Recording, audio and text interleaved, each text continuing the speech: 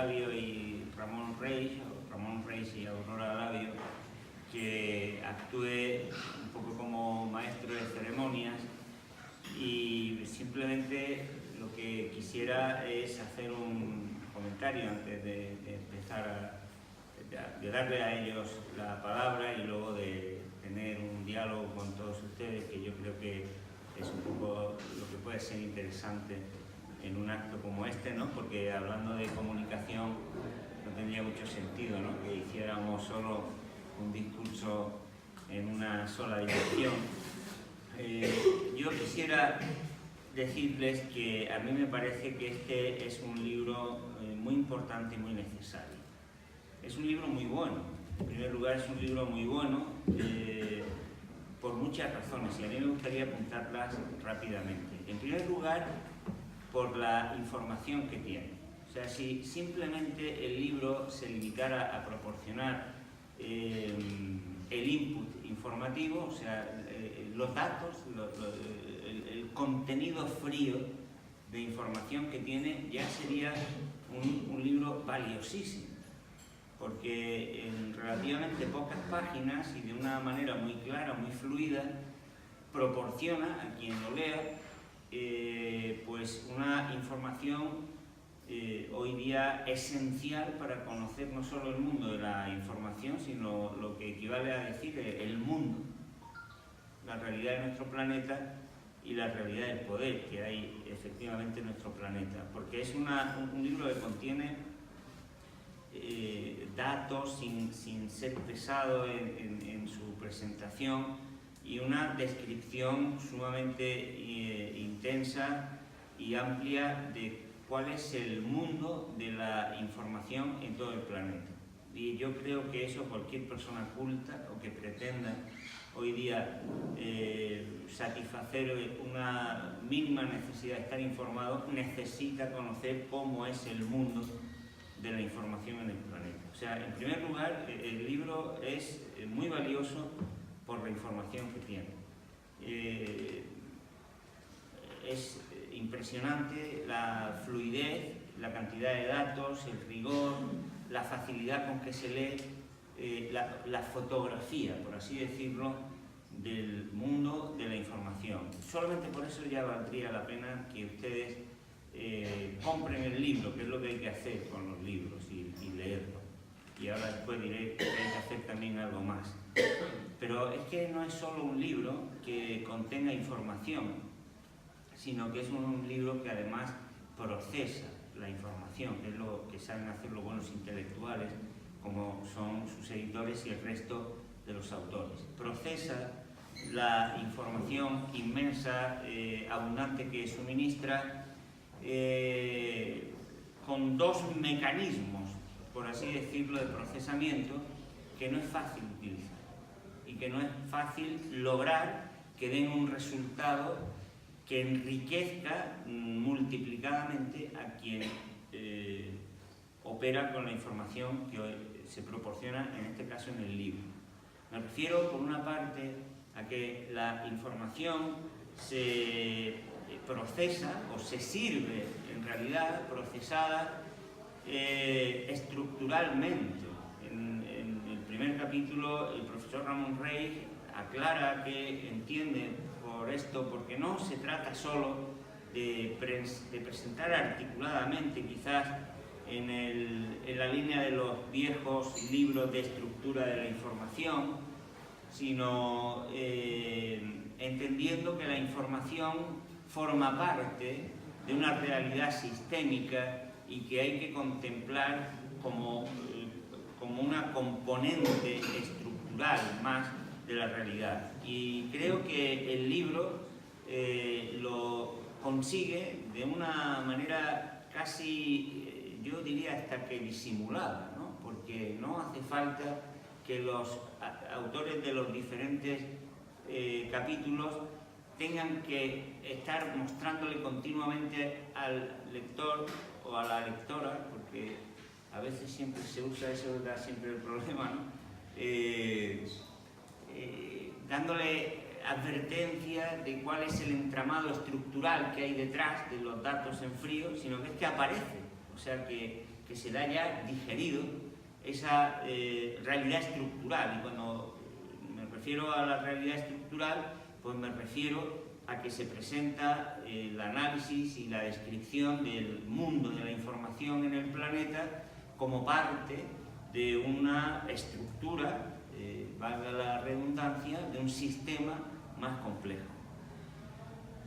Y en segundo lugar, el segundo mecanismo que yo creo que se utiliza extraordinariamente bien es el que en el primero de sus capítulos desgrana, a mí me parece que con una extraordinaria brillantez, lo mismo que en el primero hace el profesor Reich, pues luego la profesora Aurora Labio, ¿no? Cuando analiza el contexto, es decir, el contexto entendido como la envolvente que hay que tener presente, la envolvente histórica que hay que tener presente para poder entender el uso social de la información en nuestro mundo. Y yo creo que ahí hay, lo mismo que en el primer capítulo, que sirve de encuadre analítico o metodológico, pues la profesora Labio hace una descripción breve, porque se puede leer también muy fácilmente, pero muy importante y muy atinada a mi juicio, anormalmente atinada, porque es desgraciadamente poco habitual que los intelectuales se hayan dado cuenta de qué hay detrás del neoliberalismo. Y yo creo que Aurora Labio hace muy brillantemente la contextualización del mundo de la información de nuestro tiempo en el capitalismo neoliberal, pero entendiendo el neoliberalismo como lo que es. Y ella cita una frase de Margaret Thatcher que es lo que yo creo que mejor que nada describe lo que es el neoliberalismo, el capitalismo de nuestros días, cuando decía: lo importante no es la economía, como muchos se han creído, que era el neoliberalismo. Lo prioritario, decía Thatcher, es cambiar el alma. Y claro, si eso es lo prioritario, si cambiar el alma es lo prioritario, es decir, crear un ser humano, yo a veces digo un ser inhumano, diferente, pues entonces el sistema de mediación social, los sistemas de comunicación, el sistema de información tiene que ser una pieza fundamental.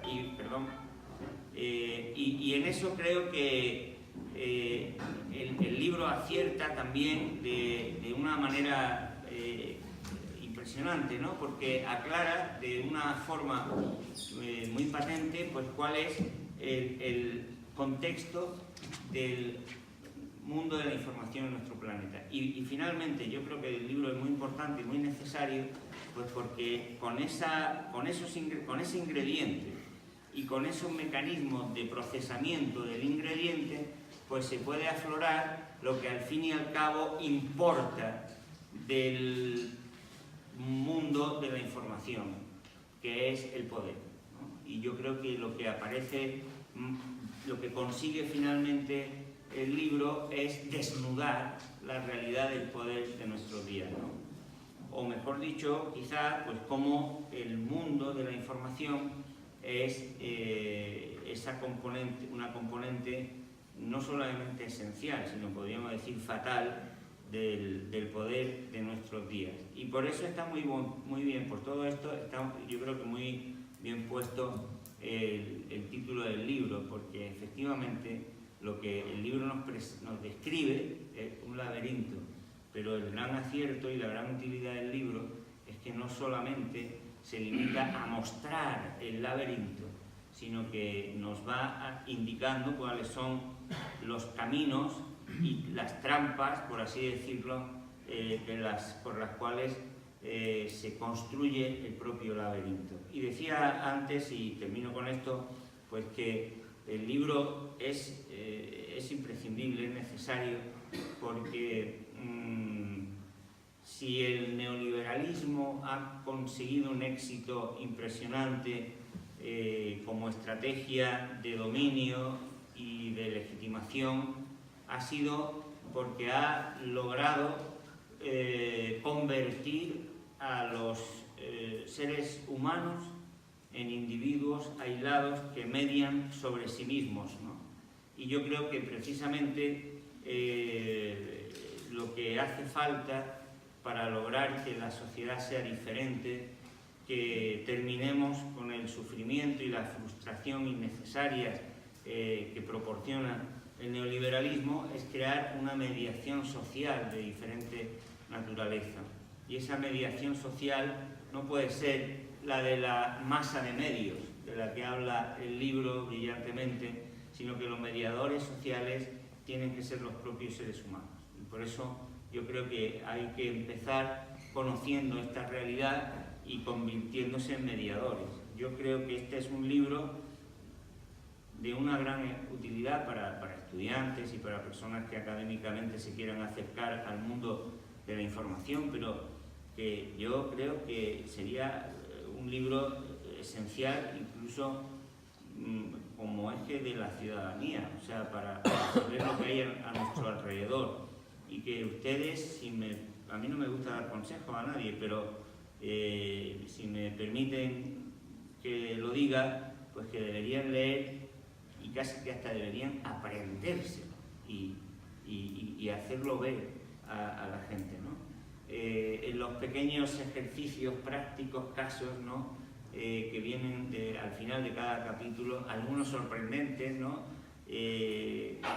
No quiero desvelar, ¿no? El libro, pero cuando dice una persona sentada en tal sitio leyendo este periódico, ¿qué hay detrás? Léanlo, descúbranlo y sobre todo lo que es más importante, enséñenlo a sus conciudadanos, porque esa es la única manera de lograr que el mundo sea un poquito diferente. Muchas gracias a Ramón, a Aurora y al resto de los autores, por supuesto, por haberme permitido el privilegio de pensar en voz alta, en este caso de pensar en voz alta, de expresar también ya más directamente mi opinión sobre el libro, y muchas gracias a ustedes por aguantar mi intervención.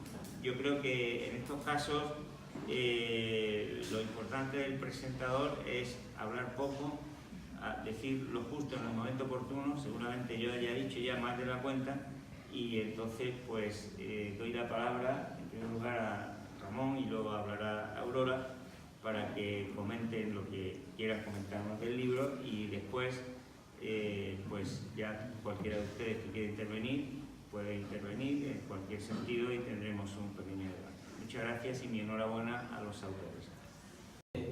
Orgulloso de la presencia de ustedes y de estar compartiendo la mesa con mis dos colegas, con el profesor Juan Torres y con la profesora Aurora Labio. Y digo que les agradezco especialmente su presencia porque soy consciente de la inflación de actos que hay hoy en día, ¿no?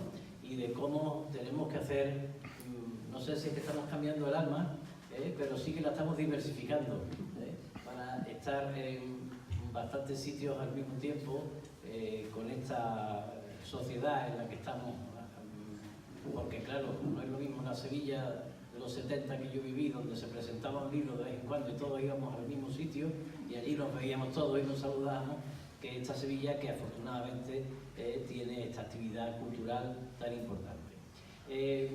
Evidentemente mi papel aquí es decir unas palabras y pasar la intervención a mi colega Aurora Labio.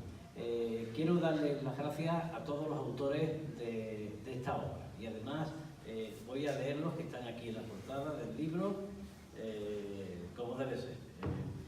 Aparte de Aurora Labio, que dirige un equipo de investigación junto con el que yo dirijo, y esa unión ha hecho posible este libro, ¿no? Dos equipos que trabajan sobre temas complementarios, ¿no?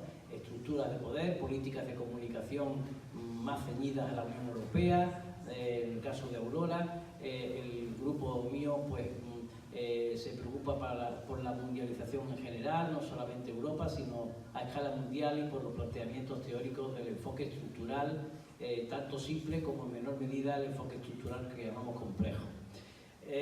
No el estructuralismo clásico, no confundir, sino el enfoque estructural es sencillamente tener en cuenta la articulación entre elementos para entender un fenómeno, o por lo menos intentar entenderlo. Autores de este libro: Germán Correa Díaz, son todos o de un equipo o de otro, pero no necesariamente están en la Universidad de Sevilla, porque Germán Correa Díaz está en la Universidad Rey Juan Carlos, Madrid. Rafael Avilés, en estos momentos trabajando como periodista en la oficina del portavoz del Gobierno de la Junta de Andalucía. Rafael Fernández Ruiz, aquí presente, actor, presentador de noticias en Canal Sur Televisión. María José García Horta, profesora en la Facultad de Comunicación, Departamento de Periodismo 2. Victoria García Prieto, también profesora en el Departamento de Periodismo 2, desde la Facultad de Comunicación. Juan Antonio González Alba, periodista, residente en Cádiz, que bueno, nos ha mandado su adhesión a este acto. Aurora Labio, que ya la conocen ustedes, está en esta mesa. Rosalba Mancina Chávez, profesora también del Departamento de Periodismo 2 de la Universidad de Sevilla. Antonia Isabel Nogales Bocio, profesora en la Universidad de Zaragoza, también en el área de periodismo. Ana Ortega, periodista, también miembro de nuestro equipo. María Dolores Ortiz Herrera, que es en estos momentos la secretaria académica de la revista Ámbitos y que trabaja en la Fundación Pablo de Olavide, en la universidad del mismo nombre. Lorena Romero, profesora y vicedecana en la Facultad de Comunicación. Sebastián Ruiz Cabrera, profesor en la Universidad Loyola, periodista especializado en temas de África, que trabaja en la revista Mundo Negro en Madrid. Y por último, Miriam Suárez Romero, periodista también, profesora del Departamento de Periodismo 2 de la Universidad de Sevilla. Son los autores del libro, en la unión de dos equipos que intentamos aclarar qué está pasando en la comunicación a nivel mundial. Hemos tenido que hacer un esfuerzo de síntesis importante para, en 300 páginas aproximadamente, hablarles a ustedes de todo el planeta, o por lo menos de los lugares más importantes del planeta, de cómo está la información y la comunicación. Y la verdad es que hay una coincidencia esencial. Bueno, es la mundialización y los grupos mundiales de comunicación están entrando en todas partes, en todos los continentes, de una manera similar, pactando a su vez con las estructuras de poder de esos lugares, con lo cual se conforma pues, un laberinto, una enteralaya de intereses a nivel mundial. Y ahí dentro estamos los periodistas, porque claro, esto que decimos, la diversificación del capital, todas estas cuestiones son dinámicas propias del mercado, sea liberal, neoliberal, pero es que nosotros también hablamos como periodistas y como estudiosos, que nos preocupa esto, porque si esta concentración tan enorme entre empresas ajenas a la comunicación y empresas de comunicación, aunque ya prácticamente no existe el editor de comunicación, el Polanco de turno que en sus buenos tiempos se paseaba por la redacción del País y veía qué estaban haciendo allí los periodistas, aunque él no fuera periodista, sino que estaba velando también por sus intereses, ¿no? Pero estos editores antiguos que estaban en los periódicos, en los medios de comunicación, ahora ya los periodistas no saben quiénes son, dónde están sus propietarios ni nada, están trabajando y bueno, pues ahí hay alguna multinacional conectada con otra, a su vez conectada con los bancos, y esto es lo que tenemos. Pero claro, nosotros como estudiosos, sensibles, como personas interesadas porque la democracia vaya mejor, tengamos un alma mejor, no un alma contaminada, pues, y como periodistas al mismo tiempo, nos parece que toda esta cantidad de intereses, de hecho, perjudica la libertad del periodista a la hora de ejercer el periodismo de investigación, que es el auténtico periodismo. No es periodismo ir detrás de determinados personajes famosos, no se debe estar en la universidad una serie de años, después haciendo másteres, etcétera, etcétera, para luego perseguir a determinados personajes sencillamente porque tengan tirón entre mucha gente. Tampoco puede ser periodismo ya, y digamos una vez, las ruedas de prensa una detrás de otra sin ningún interés o prácticamente sin ningún interés periodístico. Para eso se emite un comunicado de prensa y ya está. y los periodistas estamos investigando asuntos que tengan que ver con que le afecten a un número importante de personas. La realidad, sin embargo, va por otro lado, y el mundo del periodismo está expresando su preocupación ante esta concentración de poder detrás, los intereses detrás del periodismo, que no están dejándolo en libertad todo lo que debiera ser. Y no solamente lo denuncia la profesión, el mismo Papa está denunciando continuamente la concentración mediática, continuamente. Todas las federaciones de periodistas de todos los continentes denuncian lo mismo, pero curiosamente estas denuncias aparecen muy poco en los medios de comunicación. ¿Y qué está sucediendo? ¿Cuál es la realidad de la comunicación hoy en día?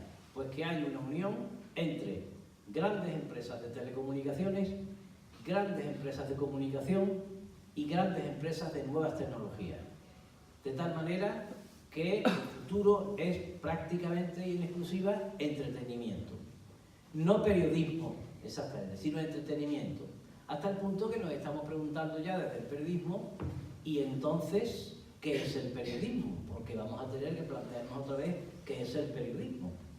Lo último que se ha producido, tengo aquí algunos datos, es la unión entre AT&T con Time Warner, es decir, una gran compañía de telecomunicaciones con una gran compañía de comunicación, a su vez respaldada por la banca norteamericana, porque esto es habitual.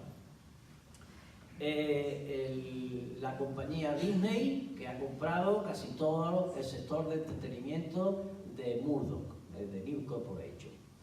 Y, más reciente todavía, la alianza que ha hecho Telefónica con Netflix. Y Netflix ya estaba unida a Vodafone y a Orange. ¿Qué quiere decir esto? Que vamos a tener una enorme oferta de entretenimientos, de series, etcétera, etcétera. ¿Y dónde queda aquí el periodismo? Entonces aparecen las noticias gancho. A lo mejor el periodismo hoy es el periodismo de BuzzFeed, donde 4 secretos para ser feliz. Son las noticias gancho. Es decir, el antiperiodismo, porque siempre hemos dicho en el periodismo, oiga, en el titular ya tiene que saber uno de qué va el asunto. No, ahora no. Ahora te dicen 4 motivos para ser feliz, tú tienes que enlazar con el pinchar ahí, y ahora eso te lleva a otros enlaces y enlaces y enlaces, y cuando te das cuenta dices dónde estaba yo y por dónde iba. Es el periodismo de entretenimiento también, las 10 casas más misteriosas de Europa, ¿no? Y eso. Bien, ¿qué va a pasar con el periodismo auténtico? Esta es la pregunta que nos estamos haciendo. Hay una esperanza, ¿no? Como dice Pascual Serrano, la prensa ha muerto, viva la prensa, porque surgen los periódicos nativos digitales que no están vinculados a grandes grupos, que a su vez esos grandes grupos no están vinculados con otros grandes grupos ajenos a la comunicación. Bueno, ahí hay una esperanza, pero la pregunta que yo me hago es, el periodismo, la definición clásica es que sea contrapoder.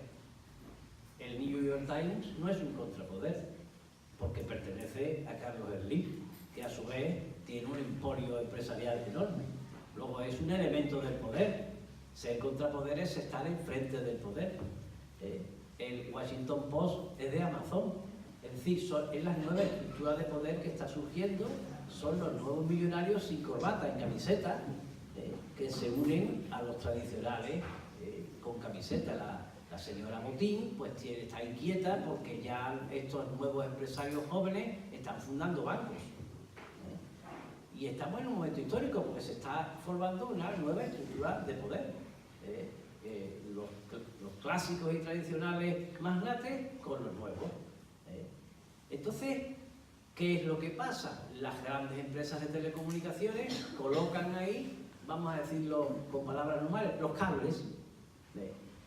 Y además ofertas comunicacionales, porque Telefónica nos pone su oferta, antes llamada Canal Plus, Digital Plus, y ahora llamada Cero, ¿no? No sé cómo llamar a esa cadena que tiene un Astra y un Cero. Yo le llamo Cero y punto, ¿no? Movistar te da su oferta. pero además se une con Netflix. Ya le llegan las nuevas tecnologías y hacen un enorme mundo maravilloso, ¿eh? No estoy diciendo que no sea esto algo, estoy diciendo lo que está pasando. Y me estoy preocupando por el periodismo, qué va a ser del periodismo. Es decir, si la inmensa mayoría de la gente se forma y se informa a través de los medios de comunicación y del periodismo, y el periodismo está cada vez en crisis, entonces si el periodismo es el que tiene que contribuir a que la democracia se refuerce, ¿qué va a pasar con la democracia también? ¿Le tendremos que llamar de otra manera o qué? Estos son los datos que tenemos ahí. Y ya se habla de la unión entre el grupo Prisa, el grupo Vocento y el grupo Neo, que es el grupo del Heraldo de Aragón, el que compró 20 minutos. Y ya se anuncia la unión entre dos grandes empresas, Burson Marsalis y Colan Wolf. Son empresas de servicios de comunicación, lo que toda la vida se ha llamado empresas de publicidad y relaciones públicas, y ahora ya se llaman agencias de comunicación. La Burson Marsalis fue una empresa que colaboró en la Expo del 92, y que ayudó a hacer ese reportaje falso llamado Vender la Guerra, donde se les dijo a los norteamericanos que había un señor muy malo llamado Saddam Hussein que había metido su ejército en Kuwait y había matado a niños que estaban en incubadora, niños prematuros. Su ejército los había matado con las bayonetas. Eso lo orquestó la Burson, que se ha unido ahora, y la Burson es una filial de la VPP, y en la VPP está Jaume Robles. Sí. Es decir, que esto está totalmente embarullado, pero nosotros nos desembarullaremos, ¿no? Y seguiremos desembarullando. Y a veces se oyen, y termino con esto, se oyen protestas desde el mundo periodístico. La periodista Chantal de la Cruz, de televisión, del Correo Televisión, escribía hace poco, en este mes de febrero pasado, un texto al que titulaba Periodismo en peligro de extinción. Y decía, uno de los programas más vistos en televisión el pasado domingo fue aquel en el que pudimos disfrutar del primer y único careo que han tenido dos periodistas únicos y que a su vez estuvieron enfrentados durante gran parte de su vida profesional, José María García y José Ramón de la Morena. En tan solo 45 minutos de programa, esa España que aún cree fervientemente en el periodismo de calidad sufrió en su piel la añoranza de lo que significa que hoy no haya periodistas así. Periodismo tan auténtico, con redactores y reporteros de raza que no caen en la osadía de decir cualquier cosa, que de esos hay muchos, decía la autora. Y continuaba, no hay periodistas así. Aquellos que generan algunos comentarios en redes sociales, hoy en día, al igual que lo hicieron el domingo por la noche García y de la Morena, hoy son criticados de forma violenta y odiosa por los llamados haters, personas que son hostiles a todo, que critican todo, para el que no esté al tanto de estas cuestiones, que se cubren tras los perfiles falsos sin nombre en Twitter. Y es que tanto el periodismo de verdad como el consumidor fiel y respetuoso del mismo han muerto. Los profesionales del sector nos estamos enfrentando a una metamorfosis absoluta en la forma y en la técnica, y con ello también se está perdiendo la calidad del contenido y la exigencia del consumidor. La era de la estupidez periodística se está expandiendo como un virus en un ordenador, fruto de la comodidad de los jóvenes futuros periodistas, que pocos referentes tienen hoy en día, y gracias también a la pobre y banal oferta que se ve en los medios de comunicación. El buen periodismo está en peligro de extinción, está expirando con la emisión de cada programa nuevo de talent show, donde las grandes cadenas se empeñan en aleccionar al público joven para que lo único que les importe en la vida sea parecerse a un adolescente imberbe que además canta fatal. Bueno, la autora seguía, es un breve texto, pero no quiero cansarles a ustedes. Hablaba del poder y del papel de los youtubers en el mundo audiovisual y bueno, pues hablaba de esta crisis del periodismo. Es una periodista joven, es una periodista joven, no estoy hablando de un periodista veterano como puede ser mi caso, que caiga en esas tentaciones que caemos los previejos diciendo que cualquier tiempo pasado fue mejor. No, hay que dar una salida, pero yo voy a dar salidas que ya están ahí, pero con mis dudas. El mundo de la prensa nativa digital, esa, bueno, pues como he dicho antes, se establece y se tiene como una esperanza, porque no depende de grandes grupos, etc.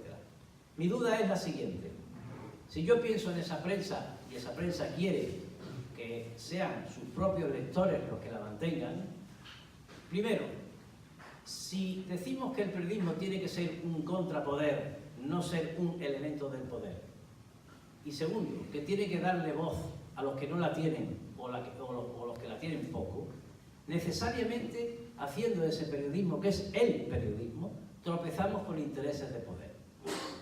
¿Cómo vivir en una sociedad de mercado con un poder determinado, con una estructura de poder? ¿Cómo vivir con ese tipo de periodismo? Tienen que apoyarlo los lectores, porque la publicidad a lo mejor huye, no toda, pero sí gran parte de la publicidad. Y esos lectores que tienen que apoyar a esos medios de comunicación nuevos, que anuncian un nuevo periodismo que ya está aquí, que no es que lo anuncien, ya está un nuevo periodismo, tenemos esa esperanza, hay un buen periodismo que se hace. Esos lectores que tienen que pagar, que tienen que ser accionistas o bien que se tienen que apuntar a estas especies de clubs que apoyan un medio de comunicación, ¿cuántos años van a estar ahí? ¿Van a estar desde el siglo XIX como Diario de Cádiz?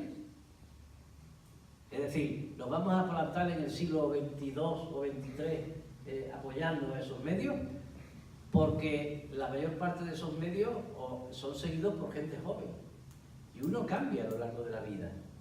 Y hay que seguir apoyando esos medios. Igual que si uno quiere un frigorífico y no tiene dinero para pagarlo al contado, tiene que pagarlo a plazo, hay que pagar por la información, porque los profesionales tendrán que vivir.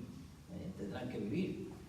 ¿Hasta cuándo estamos dispuestos a mantener esa nueva prensa que no dependa de este barullo, de este laberinto mundial de la información? Es decir, tenemos buena prensa ahí y la vamos a seguir teniendo. ¿Por cuánto tiempo? No lo sé. ¿Qué es cambiar el alma? ¿Es a lo mejor convertirnos a todos, sí, en receptores, pero en receptores de entretenimiento, más que en receptores que exigen? Yo creo que ahora mismo el poder está haciendo una maniobra maravillosa. La cuadratura del círculo existe, señoras y señores. Porque mientras más nuevas tecnologías nos den, más controlados estamos. Mientras más nuevas tecnologías nos den, menos tiempo tenemos para hacer lecturas sistemáticas, para que la información se convierta en conocimiento. Y eso sucede mientras más cultura digital tengamos, porque no tenemos tiempo de sistematizar los conocimientos para ser unos receptores críticos.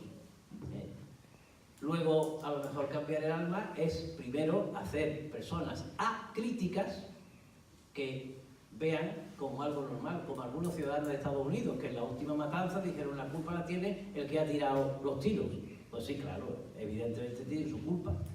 Pero eso que se llama contexto, que la profesora Aurora Labio lo aborda en este libro, también es importante, vamos. De manera que, bueno, pues la culpa la tiene el que ha tirado los tiros. Pero, claro, en este caso hay que formar receptores democráticos y los sectores democráticos, los electores y los receptores democráticos tienen que interesarse y complicarse la vida buscando buena información. Si nos ofrecen toneladas de entretenimiento, aunque hay un buen entretenimiento, hay buenas series de entretenimiento, pero si el entretenimiento es bastante superficial, nuestro cerebro tiende a la comodidad, demostrado por los neurocientíficos. Si nuestro cerebro tiende a la comodidad, nos ofrecen ese entretenimiento y nos convertimos en receptores menos críticos, entonces a lo mejor el alma está cambiada. Nos cambian el alma así, y de esa forma pues cuestionamos menos las cosas y al final pues nos parece normal lo que no lo era en otros momentos. Estas dudas las pongo ahí. Es decir, sucede ahora que el periodismo está cercado por intereses ajenos al periodismo. Hay otro periodismo interesante, pero ese otro periodismo, ¿hasta cuándo se puede conservar y a cuánta gente va a llegar ese periodismo? a lo mejor el periodismo va a ser lo que ha sido toda la vida, algo de minorías, porque el periodismo ha sido siempre de minorías, de minorías. La televisión, cuando se inventa, no se inventa para proyectar periodismo, se inventa para proyectar distracción, espectáculo. Entonces, bueno, pues tampoco hay que escandalizarse ni deprimirse, ni como yo le digo a mis alumnos, arrojarse por el tajo de Ronda. Mire usted, es que hay públicos y públicos y públicos, y ya está. Bien, muchas gracias por escucharme y ahora pues le doy la palabra a nuestro mantenedor y al mismo tiempo mentor y cerebro de la mesa. Bueno, es el contexto y precisamente eso voy a continuar yo un poco al hilo de lo que ha comentado Ramón y de lo que ha preguntado Juan. Antes de ello sí quería hacer unos agradecimientos. En primer lugar a Juan. Yo hace años que sigo su trabajo, sabe de mi admiración absoluta por él, por su brillantez, por su honestidad, por la lucidez, ¿no?, que siempre he dicho yo que tiene. Así que cuando aceptó presentar el libro, yo no me lo creía, que iba a decir que sí, y creo que su presencia hoy aquí y lo que ha dicho de este trabajo pues prestigia, ¿no?, este volumen. Por lo cual yo estoy encantada de compartir mesa con él. Siempre había estado escuchándole y ahora, bueno, para mí es un privilegio estar siempre con Ramón, aunque ya me he sentado más veces con él y hoy con Juan. Y también tengo que comentarles, ustedes habrán visto en el cartel que pone Gerardo TC.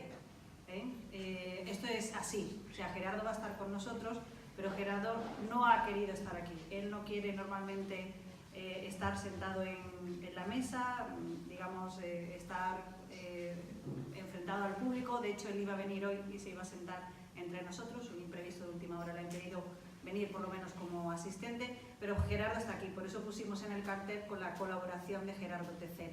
Y por eso voy a cambiar ahora lo que es el cartel y voy a dar paso, según vaya hablando, también a la intervención que él ha hecho a través de esa entrevista que nos concedió la semana pasada. Es un vídeo que han hecho dos alumnos, doctorandos ya, que son Daniel Moya y Guillermo Paredes. Quiero destacarlo y además un poco hoy bromeaba con Gerardo porque tuvimos todas las complicaciones del mundo, ¿no?, el making of del vídeo, y en esto quiero pedirles disculpas y adelantarles que se escucha bastante mal, por eso lo hemos subtitulado, porque la luz era mala en el sitio donde quedamos, subimos a la azotea, en la azotea llovía, en la azotea hacía viento, nos cogió una manifestación de la Diputación que pasaba por allí y se escuchan los pitidos, se escuchan los gritos. Además, Gerardo vive al lado de, no le importará que lo diga, de los bomberos, y también pasaban los bomberos por allí. O sea, todo el contexto, efectivamente, todo el contexto no podía ser más hostil para esa entrevista.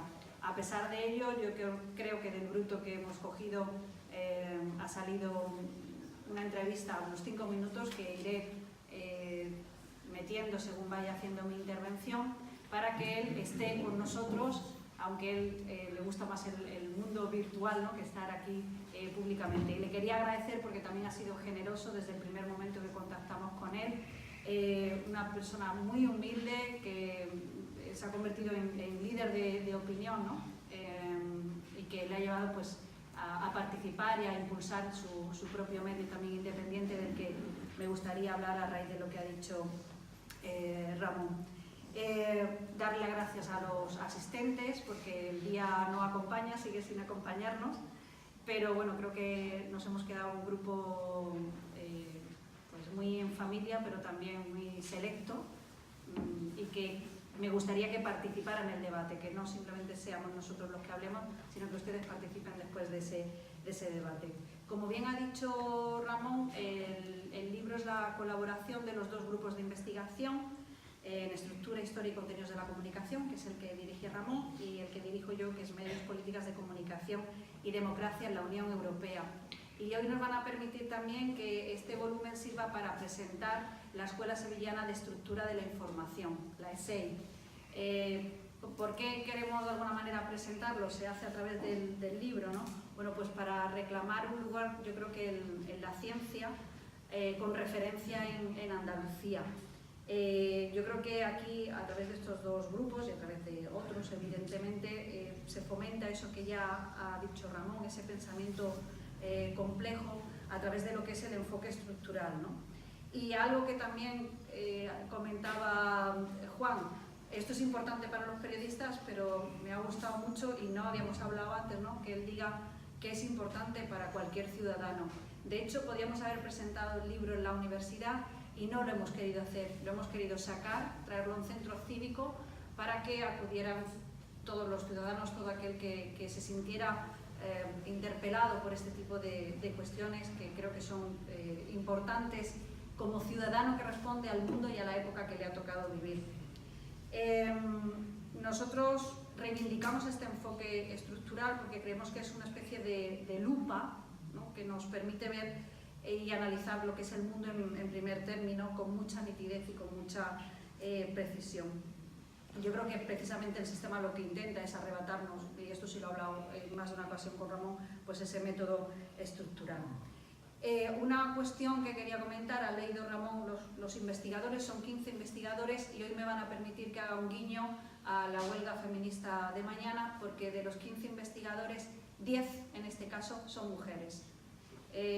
Así que no ha sido buscado, pero sí demuestra cómo cada vez más las mujeres estamos haciendo ciencia, estamos dejando nuestra huella y en este caso en un libro de teoría crítica, en un libro con perspectiva crítica, pues dominan, ¿no? Curiosamente las mujeres, 10 frente a 5 hombres, componen el total de las autoras. Es un libro denso, a pesar de que parece que el formato es pequeño, ¿no? Que es muy manejable, y cuenta además con una serie, también lo ha dicho Juan, con una serie de ejercicios al final de cada capítulo para darle un poco más de fluidez. No hemos metido muchos gráficos, no hay apenas ilustraciones, porque queríamos que se leyera y que además se reflexionara y que esos datos o que la información se transformara efectivamente en conocimiento. El eje fundamental, yo creo que ya pueden haberlo intuido, ¿no? Es el poder. Voy precisamente a empezar con el vídeo de Gerardo, las 3 primeras intervenciones. Vuelvo a pedirles disculpas por ese viento que se cuela, por ese temporal que se cuela, pero me parece interesante lo que él dice para después enlazar con lo que yo voy a ir comentando. La materia incluso ha cambiado, se llamaba Estructura y Políticas de Comunicación y ahora se llama Estructura y Poder de la Comunicación. Y es algo que evidentemente ha sido muy tratado por el mundo intelectual, ¿no? Desde Foucault a Bourdieu, a Beck, a Vázquez-Montalbán, a Castells, el propio Ramón también han estudiado lo que es el poder, y nosotros nos apoyamos en muchas de las tesis que han desarrollado estos autores. Pero a mí me gustaría destacar algo fundamental, sobre todo para el caso de Bourdieu, ¿no? Cuando habla de los intelectuales y el poder, porque creo que a veces se está perdiendo un poco de vista esto. Bourdieu, a lo que también se ha referido en alguna ocasión el propio Uriel Beck, habla de cómo los intelectuales en demasiadas ocasiones, ¿no? Pues forman parte de este sistema de poder. Consiste en colocarse un poco adelante o al lado para decir la verdad muda de todos. Dice, consiste en luchar, yo creo que esto hay que reivindicarlo también, contra las formas de poder allí donde es a la vez sujeto o instrumento en el orden del saber, de la verdad, de la conciencia y del discurso. Con toda la modestia del mundo, yo creo que esta obra pretende buscar esa verdad, ¿no? Tal vez, como hacemos en clase, cuando explicamos también cómo es el sistema actual, es difícil ponerle un nombre al poder, ¿no? Señalarlo en una sola institución. En esa frase que recordaba Juan de Margaret Thatcher, que yo la he tomado prestada del libro de David Harvey, decía Thatcher que la economía efectivamente era el método y que el objetivo era cambiar el alma, ¿no? Y yo creo que de eso precisamente se encarga el poder. Vamos a ver el vídeo de Gerardo y él nos habla de esa relación del poder con los medios de comunicación.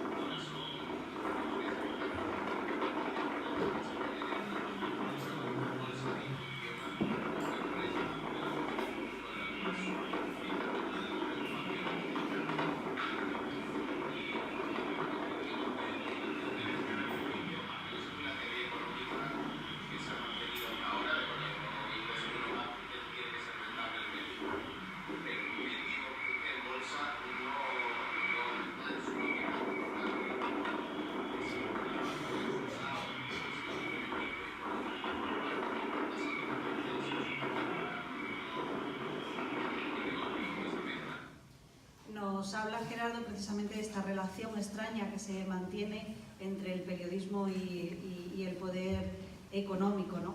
Les voy a poner algún ejemplo. Ramón ha dado los datos más técnicos de las empresas que se están fusionando, de esa convergencia entre el cable y los contenidos, y yo me voy a ir más precisamente a cómo impacta esas grandes fusiones, esas estrategias del poder sobre los contenidos. Me voy a ir a un caso más antiguo y a casos más recientes. Un caso que en alguna ocasión he hablado con el profesor Antonio Pineda, que es profesor de propaganda también en la universidad, es el que se acuñó en los 70 a través de Ronald Reagan con ese welfare queen, ¿no? La reina del sistema de bienestar. Muchos de ustedes lo recordarán, se trataba de una historia que no estaba del todo verificada sobre una ciudadana de Chicago que se suponía que había estafado al sistema de seguridad social, había estafado una importante cantidad de dinero. Se trataba de una estafadora, pero vamos, en realidad se trataba de una delincuente, porque luego se le atribuyeron otros delitos. ¿Qué es lo que hizo en este caso el Chicago Tribune?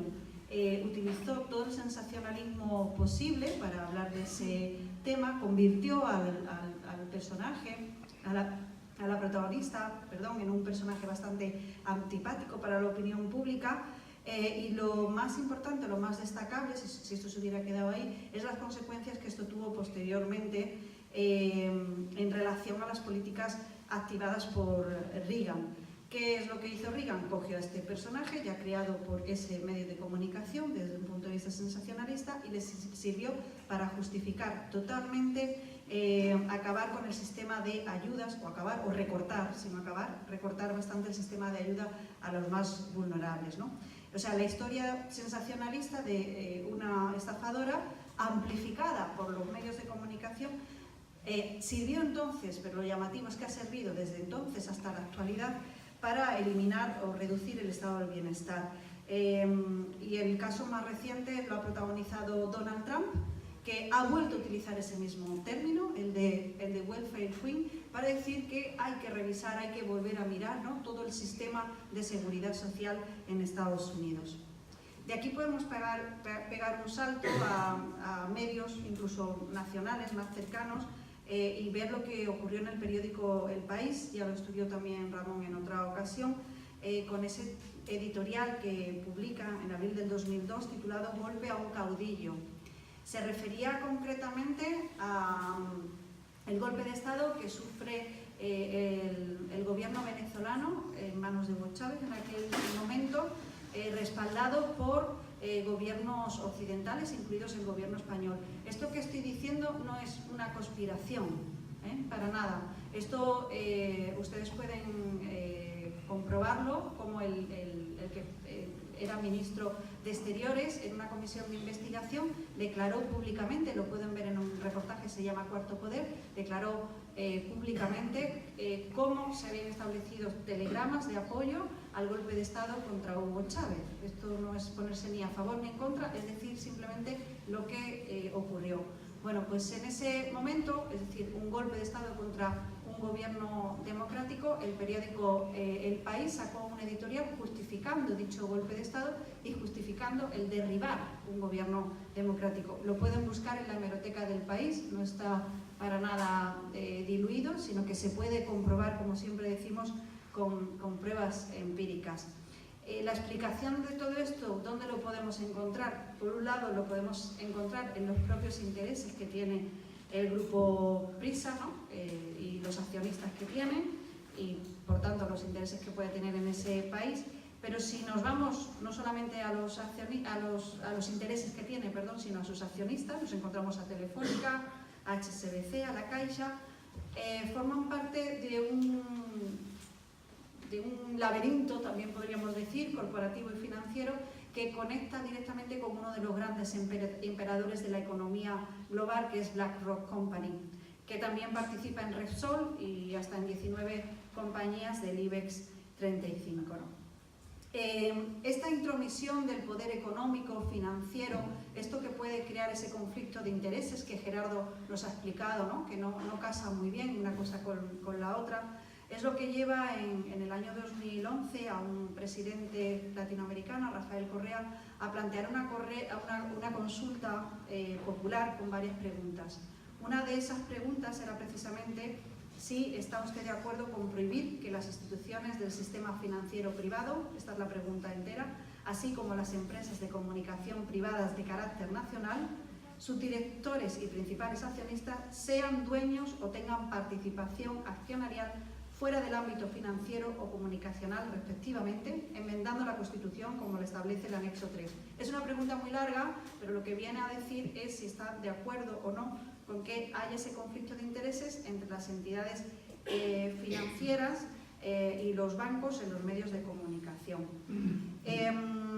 Lo que establecía, más allá de lo que ya había planteado respecto a la Constitución del 2008, lo que establecía era que no se produjera tampoco un cruce accionarial desde la comunicación a los grupos bancarios.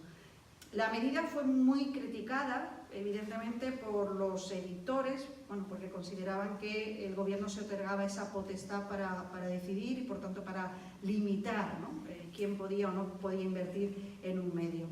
No vamos a entrar en valorar las intenciones que puede tener Rafael Correa, pero lo que sí, por lo menos a mí me parece que era llamativo, era ver cómo, de alguna manera, el Estado parecía intervenir para evitar el conflicto de intereses. Esta afirmación describe una práctica pues, bastante común cuando hablamos de periodismo e industria, ¿no? Siempre se producen esas interferencias y así ocurrió también cuando Rupert Murdoch, y pego otro pequeño salto, en el año 2008 adquirió el Wall Street Journal. En un primer encuentro con la plantilla, como ya en su momento hizo Dassault también en Le Figaro, Murdoch estableció una especie de 5 mandamientos, ¿no? Además se reconocieron así, 5 mandamientos de Murdoch, entre los que se encontraban, por ejemplo, no editar demasiado los textos, escribir noticias cortas o buscar exclusivas, ¿no? Y no buscar el prestigio. Eso también es muy curioso. Una de las cosas que le pidió a la plantilla de Wall Street Journal era no buscar el prestigio. No podemos olvidar además que James Murdoch, el hijo de Rupert Murdoch, afirmó rotundamente en una junta de accionistas, y esto es literal y también ustedes lo pueden encontrar en un documental que se llama Sombras de Libertad, afirmó James Murdoch: el único garante fiable, duradero y perpetuo de la independencia son los beneficios. Vamos a volver a Gerardo porque ahora quería enlazar, y ya enlazo con lo que decía Ramón y con lo que decía Juan también, ¿cuál es el papel de los periodistas en todo esto? ¿Qué pueden hacer los periodistas? ¿Qué nos queda a los periodistas? Vamos a ver qué nos cuenta Gerardo y ya debatimos.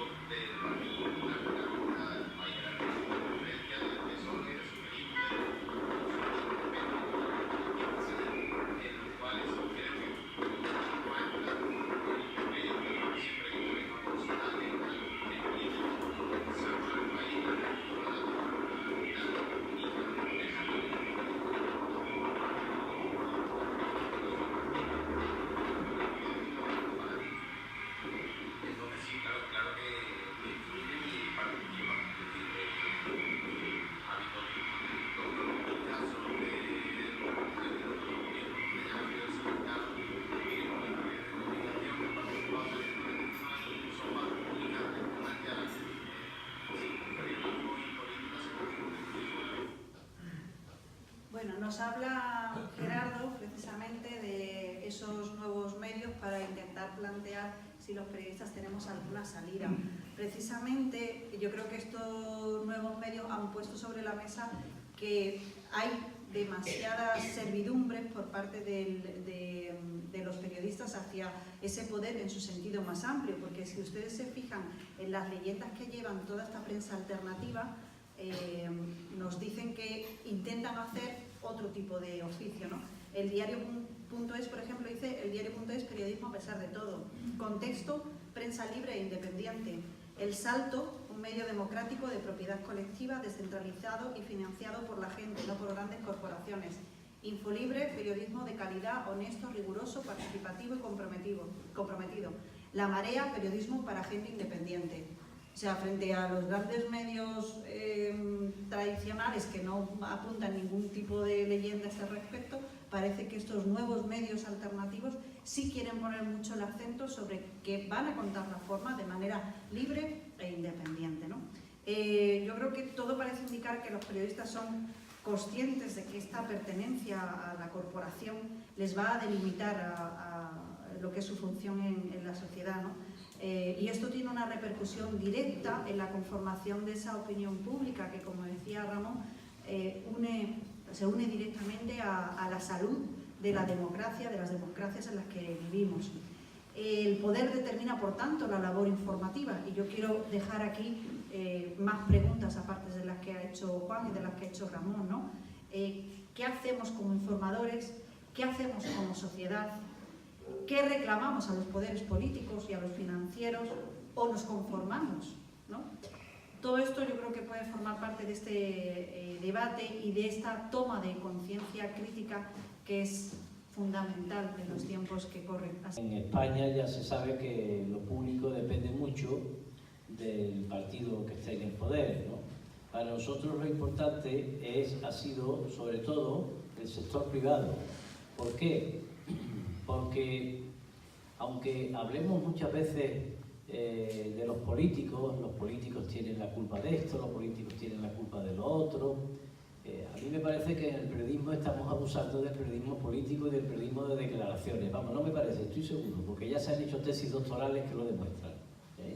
Por tanto, como soy universitario, y si hacemos caso a la importancia que tiene el mundo de la economía, el mundo de, a pesar de que la señora Thatcher diga eso del alma, pero Cecilia, la cantautora de mi época, cantaba aquello de: al son del clarín tan solo baila el que quiere, al son del dinero dime quién no se mueve.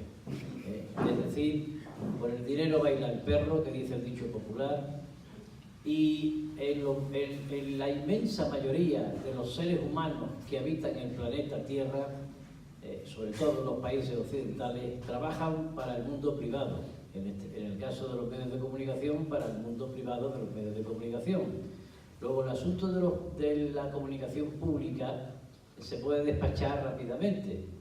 Ha habido periodos de más o menos libertad para los medios públicos. Pero yo sí tengo una cosa clara en mi postura personal de defensa de los medios públicos. En un medio público, los periodistas y los profesionales de la comunicación en general saben cuándo entran y saben cuándo salen, porque tienen convenios colectivos, regulaciones, y si bien los periodistas sabemos que el periodismo es una profesión sin horario, bueno es que tengamos algún que otro descanso, y en los medios públicos eso se sabe. Los medios públicos están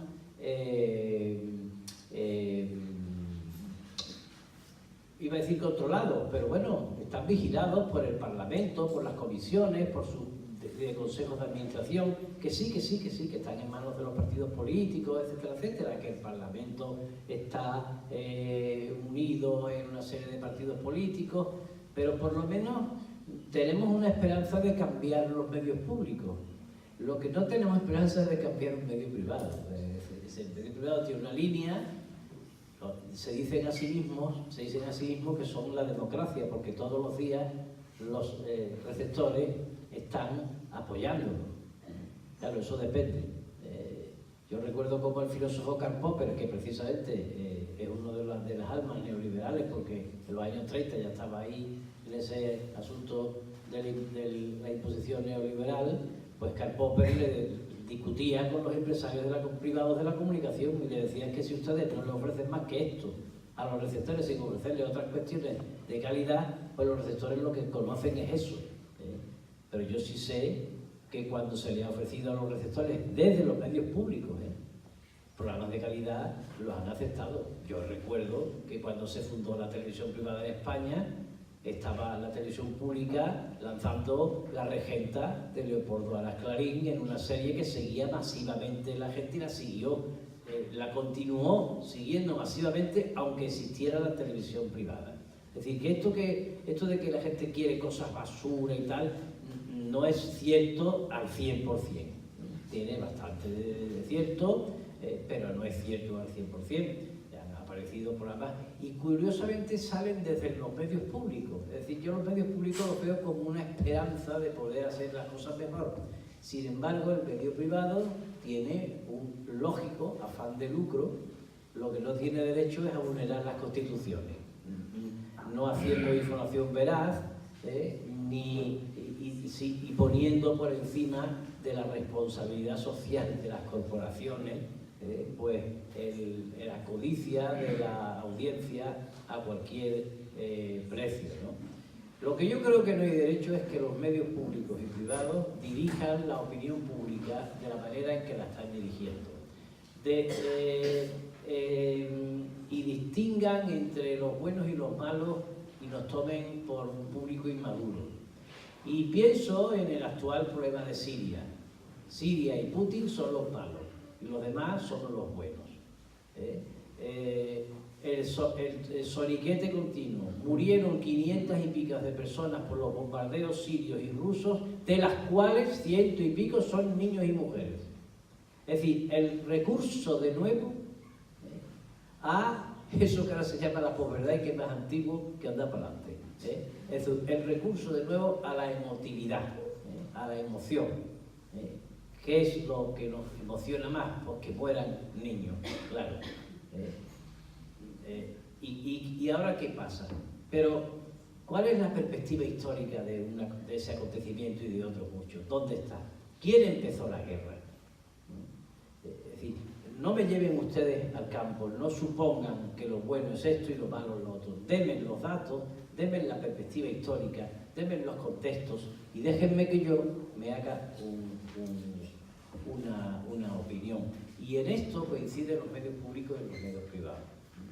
En definitiva, y para recortar mi intervención, este libro trata del poder privado, porque es el poder auténtico. Porque la BBC es una excepción en el mundo público, una excepción positiva, aunque también ha sufrido presiones por parte del gobierno, etc. Pero a nosotros lo que nos interesa en este caso es el mundo privado, que es el que crea más puestos de trabajo y el que influye más. En el capítulo de África, por ejemplo, de este libro, se recoge la importancia de las telenovelas en África. Y la gente se siente atraída por las telenovelas en África producidas por empresas privadas. Nos interesa, por tanto, el mundo privado porque es el que tiene más influencia entre la gente y el que más gente trabaja para él. Ese es lo que puedo decir. Porque yo creo que si en el campo de la información describen los autores de este libro y en otros campos lo vemos día a día, es como es. Es sencillamente porque ha ocurrido lo que decía Jean Baudrillard en uno de sus últimos libros, ¿no? Se ha cometido el crimen perfecto. Y él decía, el crimen perfecto de nuestra época es que han asesinado a la verdad. Gracias a que se asesina a la verdad, se comete ese crimen perfecto, se puede generar un tipo de poder como el que estamos viviendo. Pero con demasiada frecuencia, quienes lamentamos la existencia de ese poder, a veces desgarradamente, realmente es que hacemos poco para combatir ese poder y ese crimen perfecto. Porque aquí en España ha habido experiencias de medios, de periódicos que han nacido, entre comillas, de izquierdas, progresistas, como queramos llamarlo, que han tenido que cerrar. Hemos visto en el vídeo que Gerardo TC declara con alegría que el Contexto es independiente porque tiene, ¿cuántos ha dicho? 5.000 personas que apoyen, 5.000 en un país de 48 millones de personas. Pero es que el Contexto puede hacer, ellos mismos se harán la ola, porque lo tienen. Pero, ¿por qué? Porque parece que en el mundo del progreso, por llamarlo de una manera francamente injusta, se considera que todo debe ser gratis, ¿no? A mí el otro día me invitaron a dar una charla, y no voy a decir dónde para no dar pistas, y me dice, es que nosotros hacemos las cosas gratis y tiene que aparecer como gratis. Y digo, no, gratis no va a aparecer que yo regalo. O sea, yo voy y regalo mi trabajo.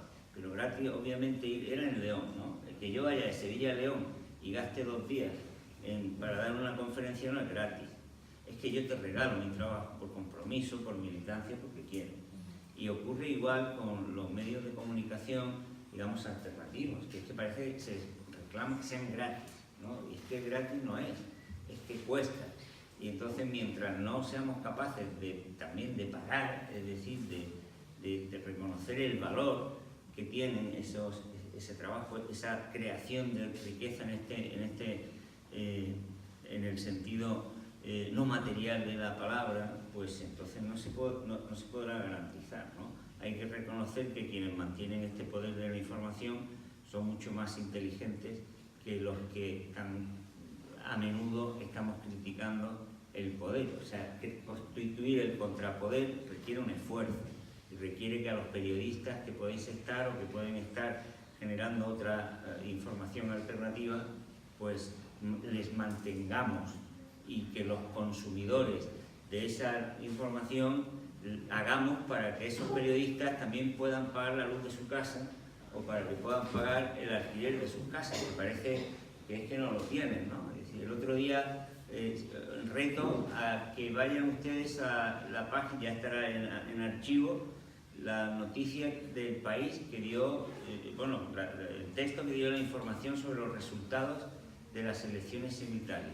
Y los reto a que sean ustedes capaces de adivinar quién ganó las elecciones.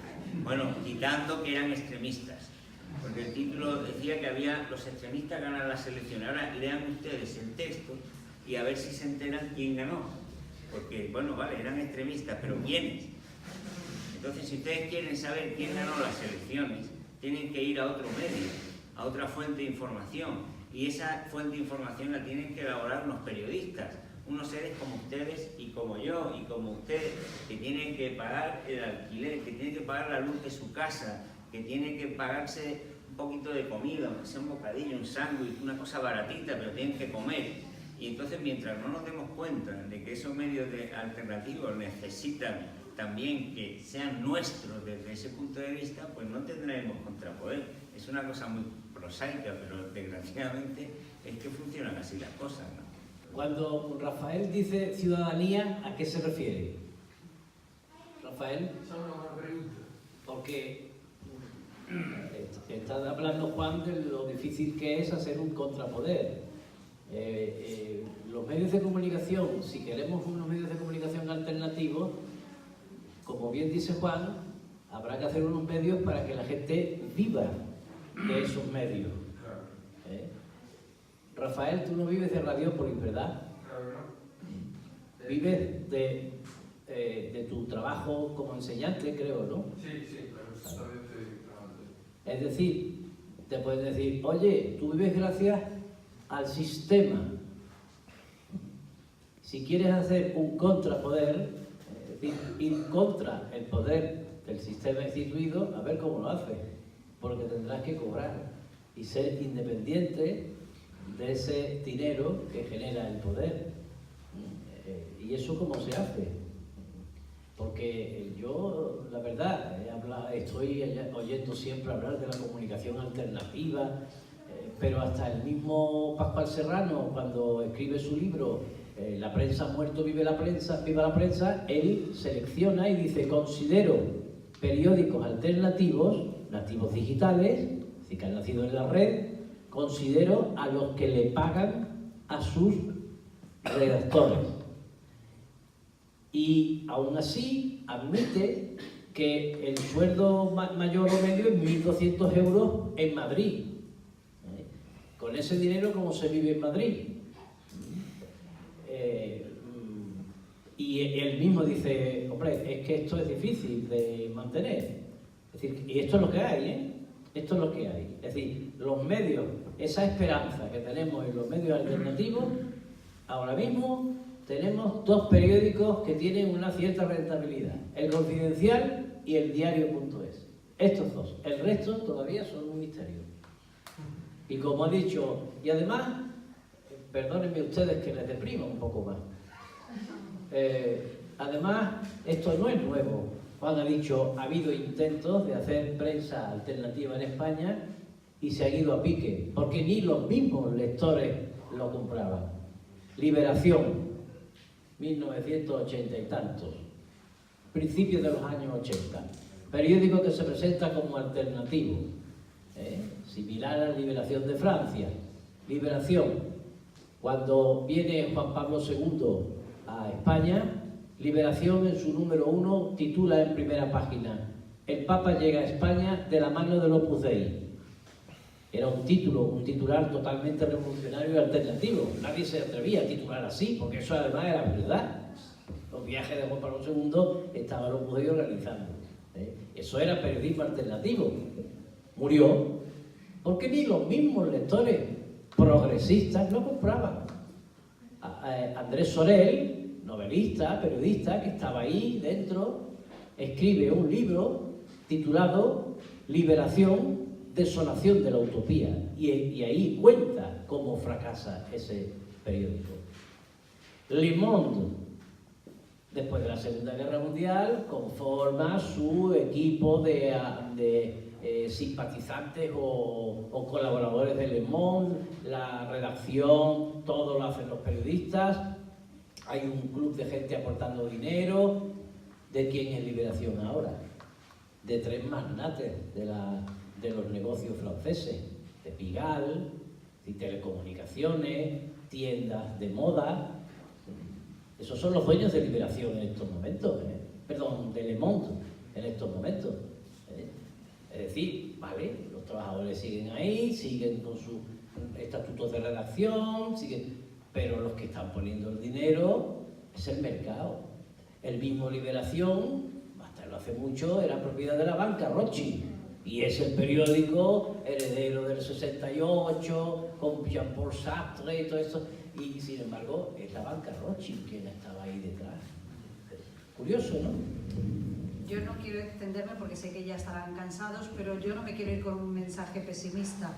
Yo pienso que efectivamente el mercado siempre va a estar así, y pienso también que le estamos exigiendo a medios que llevan muy poco tiempo y que han surgido de un empoderamiento ciudadano a partir del 2011, le estamos exigiendo que sustituyan a la prensa de siempre. Y yo creo que eso no es así. Van a convivir, me parece a mí, y tiene que ver mucho a lo mejor el cambio de mentalidad que se empiece a producir y que se está produciendo en los lectores. 5.000 es verdad que nos parece poco en el contexto de un país como España, pero es que llevan nada. ¿Cuánto lleva Contexto? ¿3, 4 años? ¿Cuánto lleva el Diario.es? Entonces, vamos a dar un margen de confianza a esos medios que pueden desaparecer. Bueno, o a lo mejor pueden convivir con la prensa de siempre, que no va a desaparecer. El mercado no va a desaparecer. Tienen que fusionarse. No pueden estar cada uno tirando tiros desde su... Ya hay una fusión, la del Salto, por ejemplo, es una La del fusión. Salto es la primera concentración mediática desde la izquierda que se produce en España. Pero tienen que fusionarse. Es que si no, no se puede sobrevivir.